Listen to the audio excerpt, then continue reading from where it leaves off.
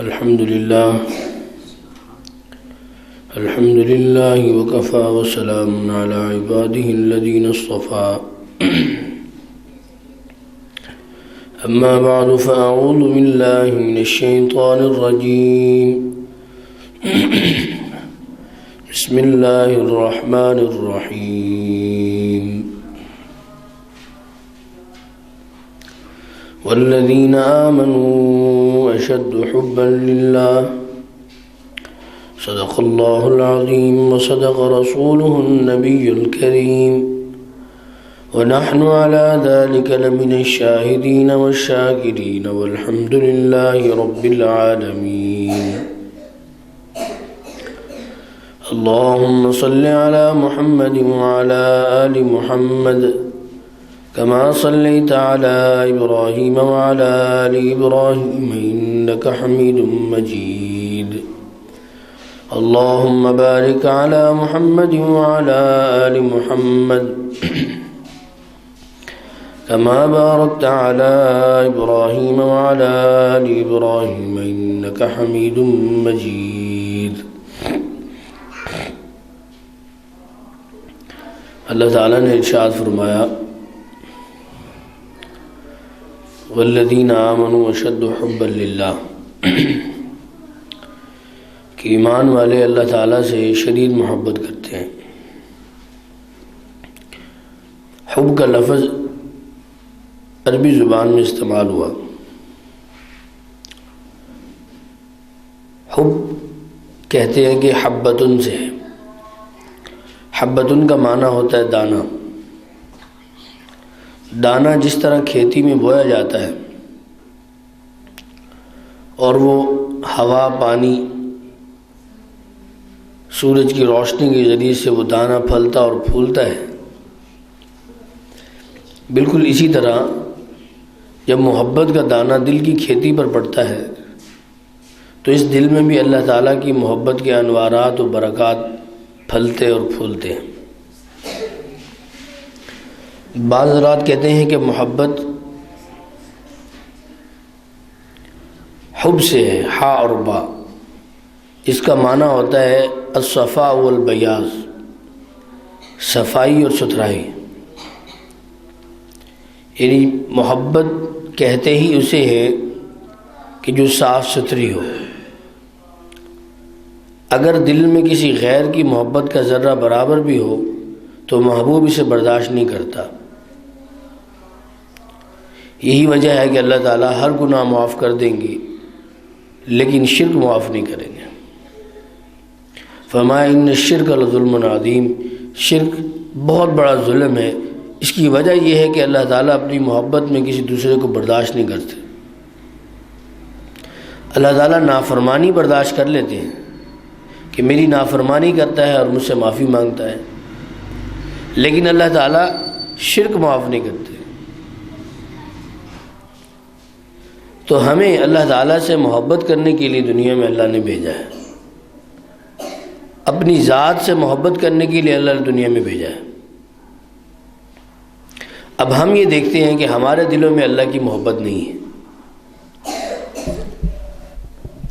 ہم چاہتے ہیں کہ ہمارے دل میں اللہ کی محبت پیدا ہو، جو کہ اکثر ہمارا مقصد ہے۔ اللہ تعالیٰ فرماتے ہیں کہ میں ایک مخفی خزانہ تھا، میرا جی چاہا کہ میں پہچانا جاؤں تو میں نے مخلوق کو پیدا کیا۔ تو مخلوق کو پیدا کرنے کا مقصد یہ تھا کہ اللہ تعالیٰ یہ چاہتے تھے کہ میری ذات سے کوئی محبت کرے، میری ذات سے محبت کی جائے، اسی لیے اللہ نے مخلوق کو پیدا کر دیا۔ تو اب ہم اپنے دلوں میں نگاہ ڈالیں اور ہم یہ دیکھتے ہیں کہ ہمارے دلوں میں اللہ کی محبت نہیں ہے۔ اب سوال یہ پیدا ہوتا ہے کہ اگر ہم چاہتے ہیں کہ ہمارے دل میں اللہ کی محبت پیدا ہو تو ہمیں کیا کرنا ہوگا؟ علماء نے چند باتیں لکھی ہیں کہ اگر وہ باتیں ہمارے دلوں میں آ جائیں، ہم ان پر عمل کرنے لگ جائیں تو ہمارے دل میں اللہ کی محبت پیدا ہو سکتی ہے۔ پہلی بات یہ ذکر فرمائی کہ جو شخص چاہتا ہے کہ اس کے دل میں اللہ کی محبت پیدا ہو، اسے قرآن شریف کی تلاوت کرنی چاہیے۔ امام احمد بن حنبل رحمۃ اللہ علیہ کا واقعہ مشہور ہے فرمایا کہ مجھے اللہ تعالیٰ کا 99 دفعہ دیدار نصیب ہوا، اور میں نے اللہ تعالیٰ سے پوچھا کہ اے اللہ، اگر کوئی شخص آپ کے قریب ہونا چاہتا ہے تو اسے کیا کرنا ہوگا؟ اللہ تعالیٰ نے فرمایا کہ جو شخص میرے قریب ہونا چاہتا ہے اسے چاہیے کہ وہ قرآن پاک کی تلاوت کرے۔ میں نے پوچھا اللہ بفہم او بلا فہم، کہ اللہ سمجھ کر یا بغیر سمجھے؟ فرمایا دونوں صورتوں میں ہی ہم اس بندے کو اپنے قریب کر لیتے ہیں۔ تو قرآن پاک کی تلاوت ایک ایسی چیز ہے۔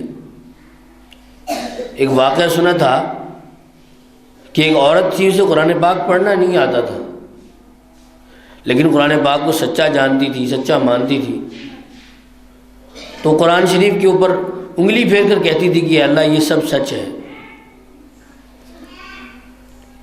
اللہ یہ بھی سچ ہے، اللہ یہ بھی سچ ہے۔ تو کسی نے اسے کہا کہ تو ایسی باتیں کرتی ہے، قرآن پاک میں تو یہ لکھا نہیں ہوا، کہیں ایسا نہ ہو کہ اللہ تعالیٰ کی کلام کی توہین ہو جائے۔ تو وہ پھر بھی ویسا کہتی تھی۔ مرنے کے بعد کسی کو خواب میں ملی، پوچھا کیا بنا؟ تو کہا اللہ تعالیٰ سے ملاقات ہوئی، اللہ تعالیٰ نے فرمایا کہ تو نے ہمارے قرآن پاک کو سچا جانا تھا، سچا مانا تھا، ہم نے تیری بخشش فرما دی۔ اور آپ غور کریں کہ کلام الہی جسے ہم قرآن شریف کہتے ہیں، یہ کلام الہی ہے، یعنی اللہ تعالیٰ کے باطن سے نکلا ہوا ہے۔ یہ جو الفاظ میں بول رہا ہوں یہ میرے باطن سے نکلے ہوئے ہیں۔ جو اللہ تعالیٰ کا کلام ہے یہ اللہ تعالیٰ کا باطن ہے۔ تو جو شخص قرآن پاک کی تلاوت کرتا ہے حقیقت میں وہ اللہ کے باطن سے جڑ جاتا ہے، اللہ کی ذات سے جڑ جاتا ہے۔ آج ہماری زندگیوں میں سے قرآن شریف کی تلاوت ہی ختم ہوگی، زندگی تو ہم نے قرآن پاک کے مطابق ہی گزارنی ہے، تو قرآن شریف کی تلاوت ہماری زندگیوں سے ختم ہو گئی، اسی لیے اللہ کی محبت بھی ہمارے دلوں سے چلی گئی۔ صحابہ کرام کی زندگی کو دیکھیے کہ قرآن پاک کی تلاوت کس طرح کیا کرتے تھے۔ ایک صحابی کے بارے میں آتا ہے کہ حضور صلی اللہ علیہ وسلم کی خدمت میں حاضر ہوئے، فرمانے لگے یا رسول اللہ صلی اللہ علیہ وسلم کہ جب میں رات تلاوت کر رہا تھا اور میرا جی چاہتا کہ میں اونچی آواز سے تلاوت کروں تو میرا گھوڑا بدکنے لگ جاتا، میں پھر آہستہ آواز میں تلاوت کرتا، میرے پھر دل میں خیال آیا کہ میں اونچی آواز میں تلاوت کروں، میرا گھوڑا پھر ہنہناتا تھا، پھر بدکتا تھا، تو مجھے خوف ہوا کہ کہیں یہ میرے بچے کو نقصان نہ پہنچا دے۔ تو یا رسول اللہ میں نے آسمان پہ بہت روشنائی کو دیکھا، تو آپ صلی اللہ علیہ وسلم نے ارشاد فرمایا کہ اگر آپ بلند آواز سے تلاوت کرتے رہتے تو آج مدینے والے زمین پر ہی فرشتوں کو دیکھ لیتے کہ آپ کا قرآن پاک سننے کے لیے آسمان سے فرشتے اس طرح زاروں قطار آ رہے تھے، قطار در قطار آ رہے تھے۔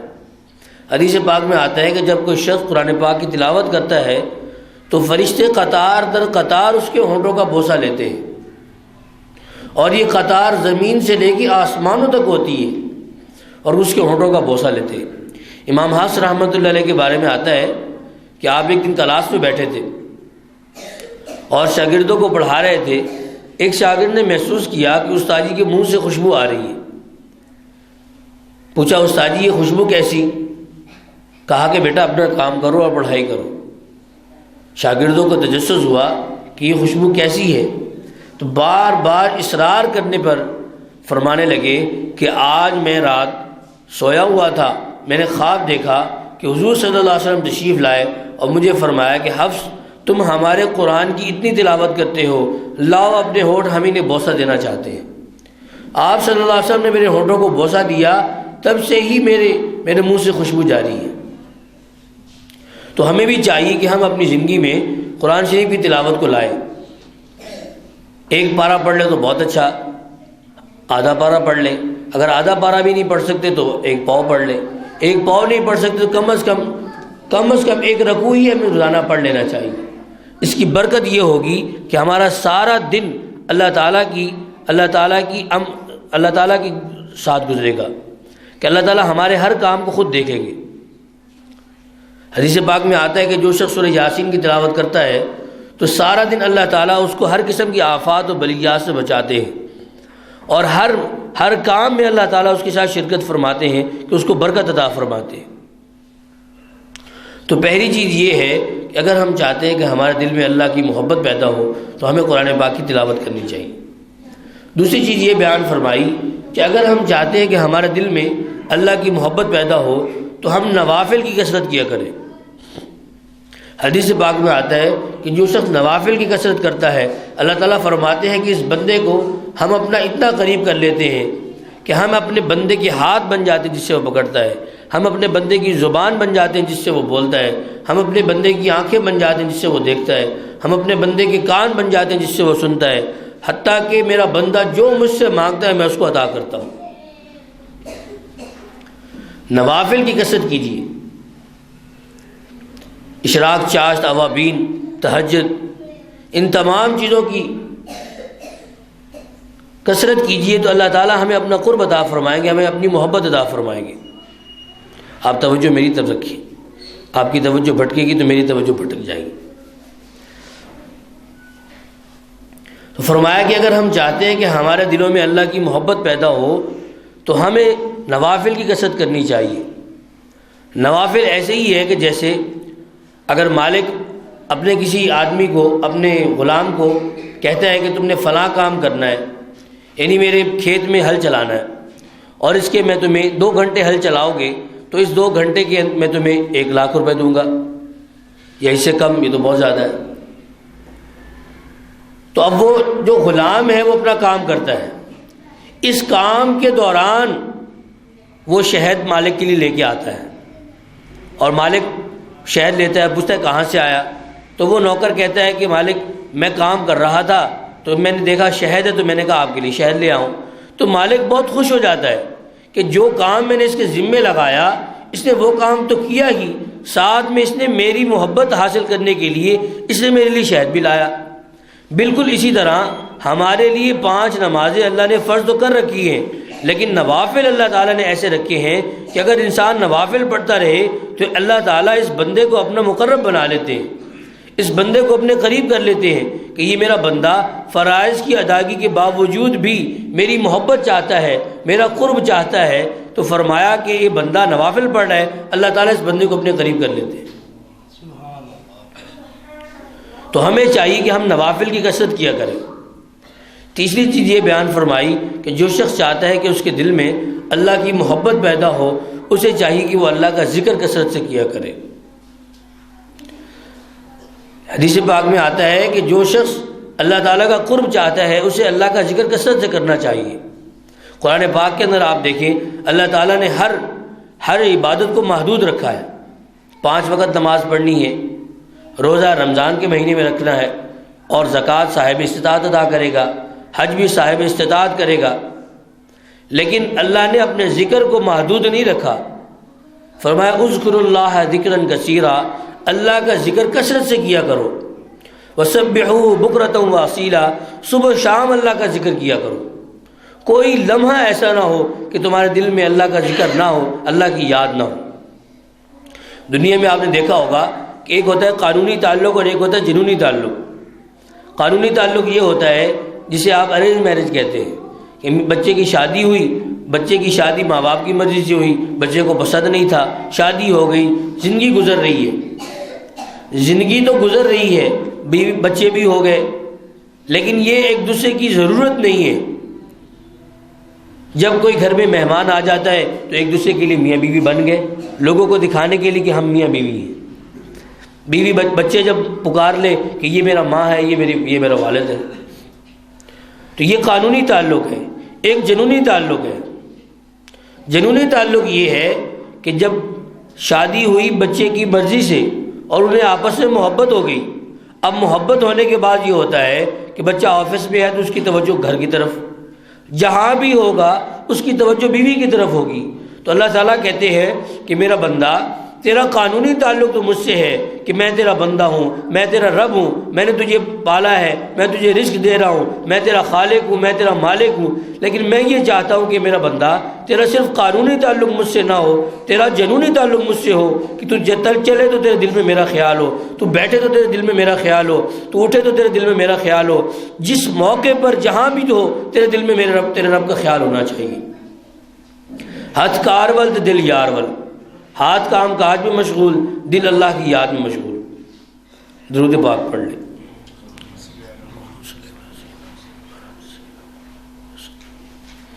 طبیعت کھل نہیں رہی میری، کیمرہ آیا اس وجہ سے شاید طبیعت نہیں کھل رہی، ساروں کی توجہ ادھر ہو گئی ہے، آپ توجہ ادھر رکھیں۔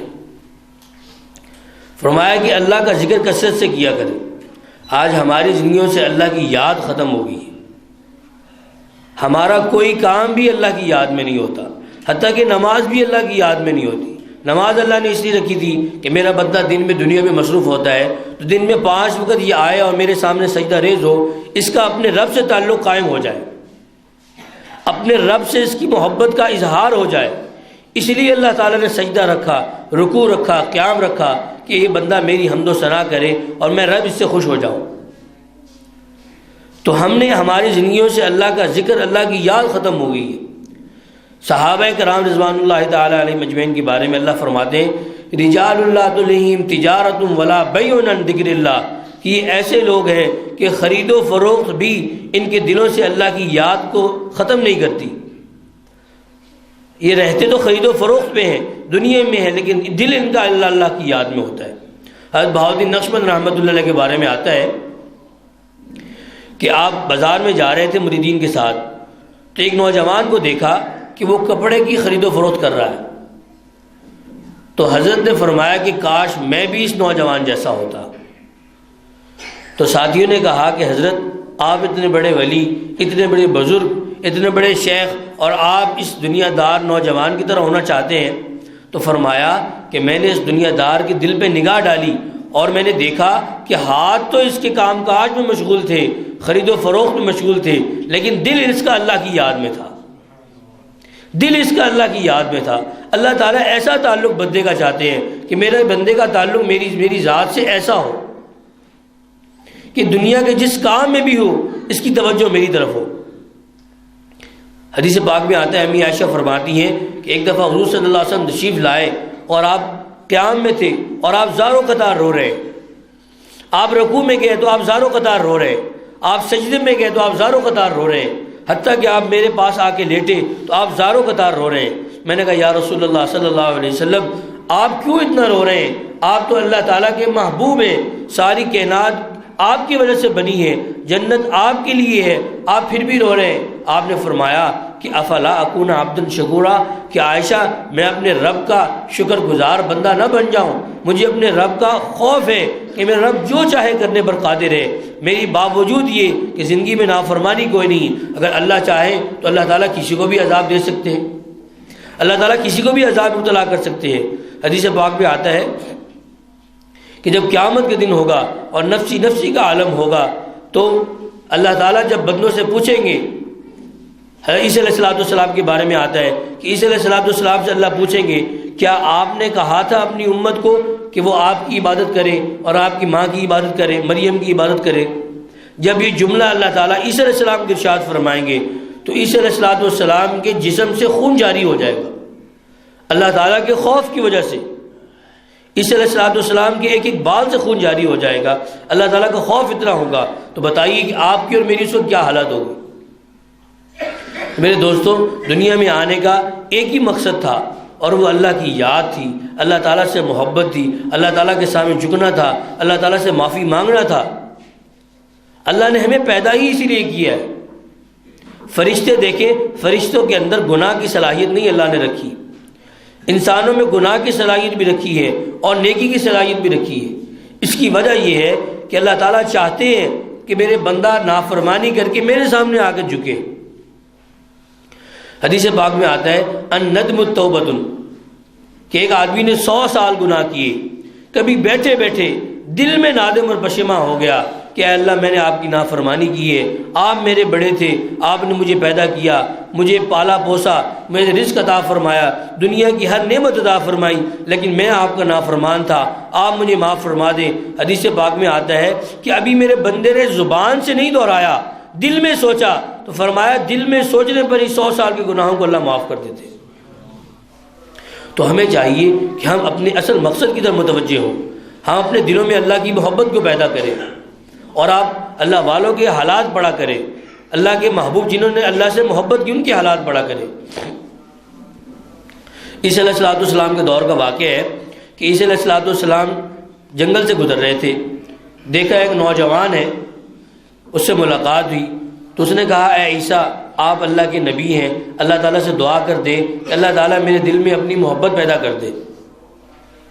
عیسیٰ علیہ السلام نے اللہ سے دعا کی کہ اللہ اپنی محبت کا ایک ذرہ اس کو عطا فرما دے۔ تو اللہ تعالیٰ نے فرمایا عیسیٰ یہ بندہ ہماری محبت کا ایک ذرہ برداشت نہیں کر سکتا۔ کہا اللہ اسے آدھا ذرہ عطا فرما دے، دعا قبول ہوگی۔ عیسیٰ علیہ السلام وہاں سے چلے گئے، بہت عرصے بعد وہاں سے گزر ہوا، پوچھا کہ یہاں ایک نوجوان تھا، اس کا کیا بنا؟ کہا کہ جب سے آپ سے ملاقات ہوئی ہم نے اس کو نہیں دیکھا۔ عیسیٰ علیہ السلام نے اللہ سے دعا کی کہ اللہ میں اس نوجوان کو دیکھنا چاہتا ہوں کہ وہ کس حالت میں ہے۔ تو اللہ تعالیٰ نے دکھایا کہ وہ پہاڑ کی ایک چوٹی پر بیٹھے۔ عیسیٰ علیہ السلام وہاں گئے، اس نوجوان کو مخاطب کیا، اس نے توجہ نہیں کی، پھر مخاطب کیا، اس نے توجہ نہیں کی۔